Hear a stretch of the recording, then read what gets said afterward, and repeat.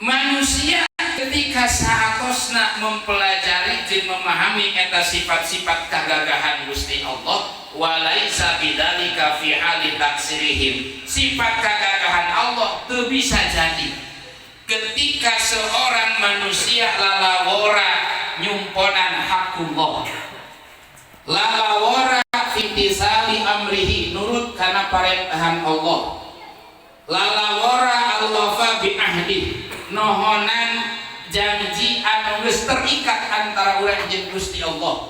Jadi urang sebagai seorang muslim wala firtikabin nahyi, atau seseorang ketika ngalakonan kana larangan Gusti Allah, ngalabrak ngalanggar kana larangan Allah, wal amali bi maksiatihi, bahkan migawe maksiat ka Gusti Allah, eta teh walaisa bidzalika yuqdaruna, kudrah Allah, iradah Allah teu bisa diajadikeun sebagai pembelaan nalika urang ninggalkeun parendahan Gusti Allah, karena sanyata nama eta teh mahmakanu mukhtarina wa ghairu makruhina, karena seseorang manusia walaupun Allah maha kawasa, Allah maha ngersakeun, manusia teh tetep ku Gusti Allah dibere pilihan antara migawe parendahan Allah atau ninggalkeun parendahan Gusti Allah. Manusia itu tetap boga pilihan antara ngalanggar larangan Allah atau ninggalkeun kana larangan Gusti Allah. Walaisu bidzalika yuqdarun, urang teu bisa berdalih, teu bisa membela diri ketika aya parendahan Allah geuning teu ngaji tuh atuh meski rodah Allah teu bisa kitu.